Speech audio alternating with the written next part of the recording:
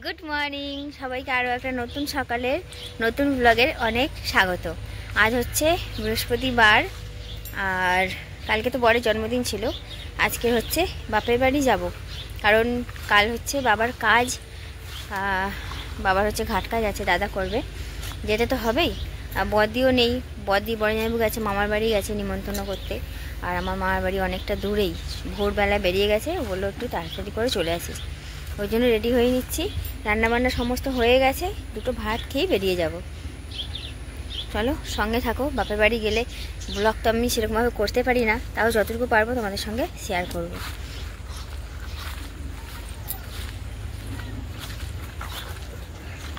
আগে বাপের বাড়ি যেতাম বাবার জন্যই যেতাম, বাবাকে দেখতে যাবো, মাসে একবারই যেতাম, থাকতাম না, চলে আসতাম।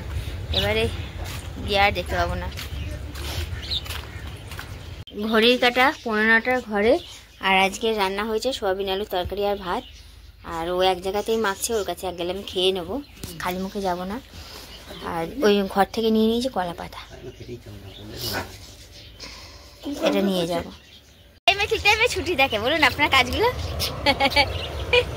ও মা এলাম, সাবধানে সাবধানে থাকবেন। হ্যাঁ হ্যাঁ, আজকে কিন্তু আমি আমার বরের সঙ্গেই যাব, মানে ওর গাড়িতে করেই যাব। হলদিয়ায় গত মাসে ওদের মেশিনপত্র রাখা ছিল, সেটাই ও আনতে যাচ্ছে। ও তো একা যাচ্ছে, আর আমার বাপের বাড়ির ওই দিক দিয়েই যাচ্ছে, ওই জন্য ওর গাড়িতে করে চলে যাব। আমাকে অর্ধেক রাস্তায় মানে ড্রপ করে দেবে। তখন হাসলাম কেন বলো তো, আসলে আমি এই কদিনে শ্বশুরবাড়িতে মানে বাপের বাড়িতে যতদিন যাওয়া আসা করেছি বা থেকেছি, সেই কটা দিনই আমার শ্বশুর ঘরে ছিল। আমার শ্বশুর তো হোশিয়ারি লাইনে কাজ করে, কখনো কাজ থাকে কখনো থাকে না। আর ঠিক যেই টাইমে আমি বাপের বাড়ি যাচ্ছি, সেই টাইমে আমার শ্বশুর কিন্তু ঘরে থাকছে, আজও আছে। একদম এক সপ্তাহ থাকবে, মানে আমি যতদিন বাপের বাড়িতে থাকবো ততদিন শ্বশুরেরও কাজ নেই, ততদিন শ্বশুরও ঘরে থাকবে। তাহলে চিন্তা রইল না যে মা একা থাকবে। ওই জন্য আমি একটু হাসছিলাম আর কি। তো এই দেখো গ্যারেজে চলে এসেছি, ও গাড়িটা একটু মানে দেখে দুখে নিয়ে বেরিয়ে যাবো একটু পরে। বন্ধ করবো তো, তুমি নামো।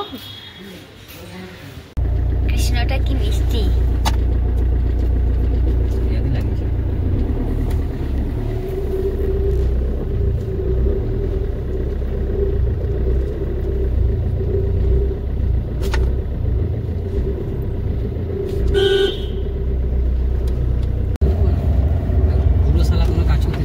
আজকে গাড়িতে কেউ নেই, আমি আর অন্যান্য দিন কেউ না কেউ থাকে, ভিডিওই করতে পারি না।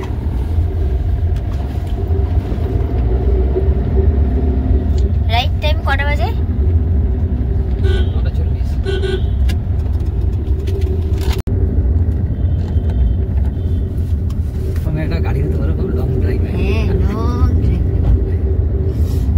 আমার জন্মদিনে তো লং ড্রাইভ দিয়েছিল, সারপ্রাইজ।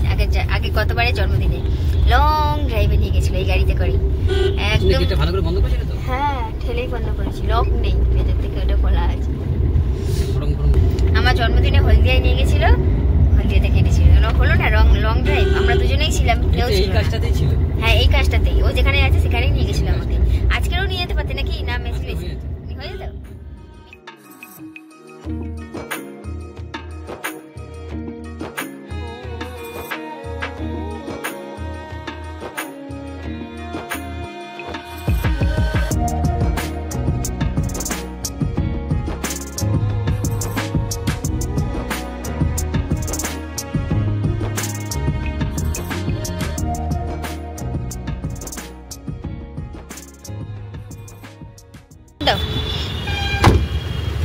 ফোন করে দিয়ে পৌঁছে টাটা। ইসুরানি গেছিল আমায় এগিয়ে আনতে, ব্যাগটা অনেক ভারী তো, ওর হাতে হেলমেটটাকে ধরিয়ে দিয়েছি, অনেকটা হালকা হলো ব্যাগটা। পিঠের ব্যাগ অনেক ভারী, কাঁধ ব্যথা হয়ে গেল।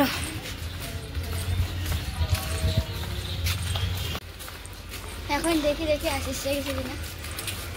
ব্লগের শুরুতেই তোমাদের বলেছিলাম একবার যে বড়দি আর বড়জামাইবাবু মামার বাড়ি গেছে নিমন্ত্রণ করার জন্য।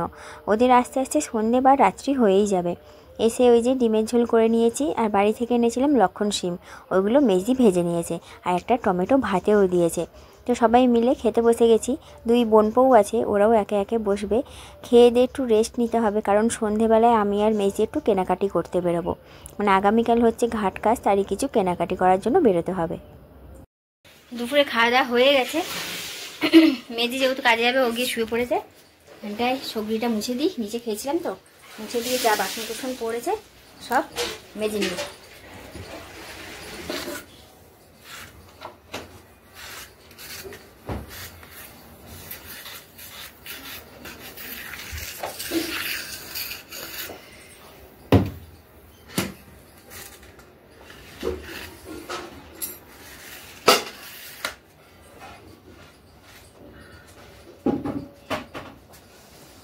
বাপের বাড়িতে সব কিছুই যেন একটা সে অগোছালো অপরিষ্কারভাবে হয়ে আছে, কারণ বাড়িতে কেউ থাকে না। বাবা ছিল, বাবাটাও চলে গেল।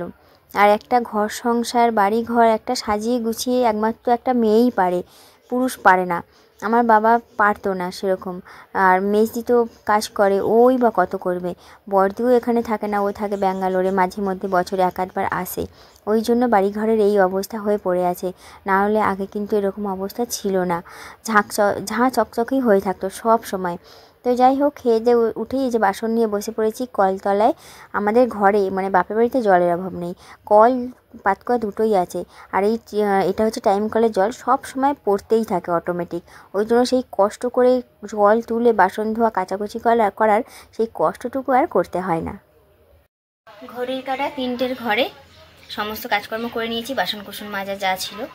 মেজিক চলে গেছে কাজে, আর বাবার ঘরে এখন ওই বোনপো শুয়ে আছে ওই রুমটায়, ও চলে যাবে কাজে। তারপরে ঘরটা তাড়াচাবি দিয়ে মেজির ঘরে গিয়ে শোবো একটু। বাবার ঘরটা যেন সেই ফাঁকা হয়ে আছে, ওখানে কাগজপত্রও আছে।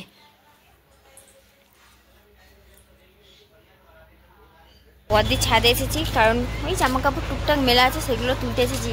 মেজি ঘরে নেই, বঞ্জি চলে গেছে পড়তে, এক বড় বঞ্জি ঘুমাচ্ছে, ওই জন্য ছাদে চলে এসেছি। জামা কাপড় ওই যে কয়েকটা মেলা আছে, ওগুলো তুলে নিয়ে বাবার ঘরে ঢুকতে হবে, বাবার ঘরের লাইটটা জ্বালাতে হবে। তোমাদের ব্যাপারটা বুঝিয়ে দিই, এই হচ্ছে অ্যাডজাস্টটা দেখতে পাচ্ছি, এটা আমার বাবার, মানে আমার বাবার বাড়ি। টাইটা দেখা যাচ্ছে ওটা আমার, ওই যে সামনে টাইটা দেখা যাচ্ছে ওটা মেজির বাড়ি, আর এইটা হচ্ছে বদ্দির বাড়ি। মিডিলে আমার বাবার বাড়ি, ঠিক আছে। ওখানে ঢুকবো, ঢুকে লাইট ফাইট জ্বালাতে হবে, সন্ধ্যে হয়েই যাচ্ছে। আবার সন্ধ্যেবেলায় বেরোবো। কালকে ঘাট কাজ আছে, দাদা আসবে। আমার দাদাও কিন্তু আছে, তোমাদের সেভাবে কখনো দেখাইনি, বলিনি, কারণ ও আলাদা থাকে, অন্য জায়গায় থাকে। কালকে ও আসবে, ওর ঘাট কাজ আছে। আমি আর মেজি কেনাকাটি করার জন্য বেরোবো। পরদিন গিয়েছিল মামার বাড়ি, ও আসছে, আর 1-1.5-2 ঘন্টার মধ্যে ঘরে চলে আসে।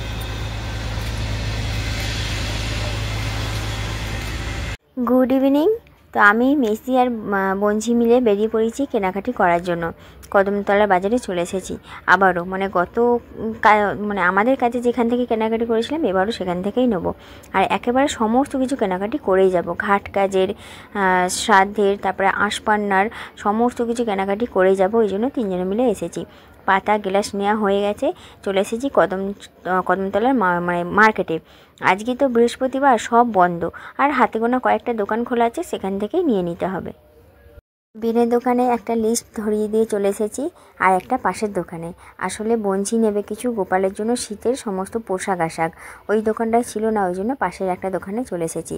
মানে গোপালের জন্য সোয়েটার, টুপি, কাঁথা, কম্বল, মশারি, আরও অনেক কিছু নেবে, ওই জন্য চলে এসেছি। তো চলো সঙ্গে থাকো, কি কি কেনাকাটি করছি না করছি এখন তো সেরকম ডিটেলসে দেখাতে পারবো না, ঘরে গিয়ে কিন্তু পুরো ডিটেলসে দেখাবো। গোপালের জামা নিচ্ছে, কালারটা কি সুন্দর, মিষ্টি কালার। ওটা কি লম্বা মতনটা, এটা কি? গোপালের কম্বল।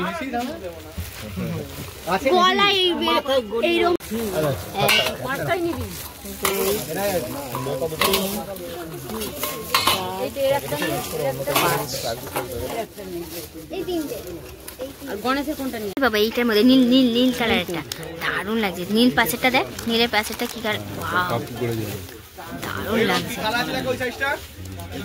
আর সব থেকে বেশি ভালো লাগছে এইটা, সুন্দর। কখন বেরিয়েছি কেনাকাটি করতে, খিদে পেয়ে গেছিলো বলে নিয়েছিলাম 2 প্লেট, সবাই মিলে খেলাম। মোটামুটি সব কিছু হয়ে গেছে, জামা কাপড় আর ফলটাই বাকি আছে। লেবু কত? 20 টাকা। ঘাটের কাজে লাগবে না, 10টা ফল লাগবে। কটা হলো গো? কটা দিলে? 6টা মনে হয়। 4, 5, 6, 6টা হলো। তোমাদের এক ঝলক দেখিয়ে দিই কি কি কিনে আনলাম। প্রথমেই দেখাচ্ছি, নিশা হচ্ছে গোপালের জন্য কিনেছে এক কারি সব গোপাল গণেশ গোপালের জামা। এই যে 1, 2, 3, 4, 5, 6, আর একটা হলে 1 সপ্তাহের জামা কাপড় হয়ে গেছে। এটা হচ্ছে বিছানার সেট, এটা হচ্ছে গণেশের, এটা গোপালের মশারি, এটা হচ্ছে গোপালের কম্বল, আর এই যে হার, মাইনের টাকা দিয়ে কিনেছে গণেশের হার, গোপালের হার, এই 3টে, গণেশের পইতে, আর এটা হচ্ছে গণেশের হার। গণেশের হারটা খুব সুন্দর হয়েছে, এই যে ডায়মন্ড চকচক চকচক করছে। আর চন্দন গুঁড়ো কালকে সাধের দিন লাগবে, ওই চন্দন গুঁড়ো আনা হয়েছে, লাল চন্দন, সাদা চন্দন। আর এই ধূপগুলো আমি 2 প্যাকেট কিনেছি বাড়ি নিয়ে যাবো বলে। আর এগুলো নিশার, এইটা আমার না, কোনটা আমার? এইটা, এগুলো বঞ্চির। ব্যাস, এই হচ্ছে গোপালের কেনাকাটি। আর বাদ বাকি যা এনেছি সেগুলো তোমাদের পরে দেখাবো, যে এর মধ্যে আছে। আর এটা হচ্ছে ওই যে আমার মায়ের ধরম ছেলে, ওই দাদা হচ্ছে ঘাটে উঠবে, ওই দাদাকে ঘাটে তোলানোর জন্য গেঞ্জি, এই হচ্ছে প্যান্ট, এটা sea green colour, bottle green colour, এই একটা প্যান্ট, সঙ্গে আছে তোয়ালে যেহেতু ন্যাড়া হবে, 2 জন মাথার টুপি, আর এই যে স্যান্ডো গেঞ্জি, আর একটা আন্ডারওয়্যার আছে, এই যে আন্ডারওয়্যার। ঠিক করেছি, ঠিক আছে। তোমাদের বলেছিলাম যে বদ্দি গেছে মামার বাড়ি, আর মামার বাড়ির তরফ থেকে ঘাটে তুলতে হয়, ওই জন্য মামারা সমস্ত, মানে আমার দাদা বৌদিকে, আমার নিজের দাদা বৌদিকে আর 2 বোনঝিকে সমস্ত কিছু কিনে কাটি দিয়েই পাঠিয়েছে বদ্দির হাত দিয়ে। তার সঙ্গে আরো অনেক জিনিস দিয়ে পাঠিয়েছে, সেগুলো তোমাদের পরে দেখাবো। আগে যে জামা কাপড়গুলো এনেছে সেগুলো তোমাদের দেখিয়ে দিচ্ছি। এটা হচ্ছে বৌদির শাড়ি, এই যে রিয়ান কাপড়ের শাড়ি দিয়েছে, খুব সুন্দর শাড়িটা, ঠিক আছে, দারুণ শাড়িটা। শাড়ির থেকে বেশি পছন্দ হয়েছে শাড়িটা যেটাতে আছে, ব্যাগটা। আর সঙ্গে আছে এই যে সায়া ব্লাউজ, এটা আর কিছুই দেখাচ্ছি না। আর মালা ঘুনসি, যে যা মালা ঘুষি সেটা আলাদা করে দিয়েছে। এইটা হচ্ছে আমার 2টো ভাইজি, আর 2টো ভাইজির হচ্ছে এই যে জামা দিয়েছে 2টো, এই একটা আর এই একটা। কালকে তোমাদের দেখাবে, যখন ওরা পরে ঘাটে উঠবে তখনই দেখাবো, এখন আর খুলে দেখাচ্ছি না। জামার ইয়ে ম্যাচিং এ হচ্ছে দুজনে 2টো প্লাজো, ঠিক আছে, 2 বোনের 2টো প্লাজো। দাদার হচ্ছে ঘাটে ওঠার সমস্ত কিছু, স্যান্ডো গেঞ্জি, ধুতি, এই যে 2টো ধুতি, এটা মানে গায়ে নেবে, এটা পরবে। আর আছে এই যে তোয়ালে, ঠিক আছে, এটা হচ্ছে দাদার। আর দিয়েছে এই যে আন্ডার প্যান্ট, সঙ্গে দড়িটাও পাঠিয়ে দিয়েছে, সমস্ত কিছু দিয়ে পাঠিয়ে দিয়েছে। কি কি জামা কাপড় এসেছে তোমাদের দেখিয়ে দিলাম। এবার দেখাবো মামার বাড়ির তরফ থেকে কি কি পাঠিয়েছে, মানে চাষের জিনিস। এই দেখো, 1 বস্তা প্রায় মানে 30-40 কিলো আলু হবে পাঠিয়েছে, আর সঙ্গে একটা দিয়েছে বিশাল বড় বড় একটা চাল কুমড়ো। এটা আর খুলছি না, ঠিক আছে। এইটার মধ্যে দেখা যাক, এই হচ্ছে চাল, এবি সরু সরু চাল, একদম সরু সরু বাঁশকাঠি চালের মতন, একদম 1 বস্তা চাল। এতে আছে 1 বস্তা মুড়ি, আবার এর মধ্যেও আছে আলু, মানে মামার বাড়ি মাসির বাড়ি মিলিয়েই পাঠিয়েছে। মামার বাড়ি অবশ্য আজ বলে নয়, মামার বাড়ি যখনই আমরা গেছি কখনই খালি হাতে ফিরে আসিনি, ওই এরকম বস্তা একটা হয়ই, চাল মুড়ি সবজি। আমার হচ্ছে 6টা মামা, 6টা মামার বাড়ি থেকে, আর যদি মাসির বাড়ি যাই সেখান থেকে সবার বাড়ি থেকে এটা ওটা দিতে দিতে এরকম একটা বস্তা প্রত্যেক বাড়ি হয়েই যায়। এইবারে নতুন বলে তা নয়। বদিরা খানিকক্ষণ আগেই এসেছে, ও এসে ভাত ডাল আর কী সব করলো জানি। আমরা এখন ড্রেস ট্রেস চেঞ্জ করি, তারপরে সব খাওয়া দাওয়া করে শুতে হবে। আবার কাল সকাল থেকে তোড়জোড়, মানে আসল কাজ তো কালকেই, ঘাট আসল কাজ কালকে নয় পরশু, শ্রাদ্ধর দিন, কালকেরও তো একটা হ্যাপা আছে।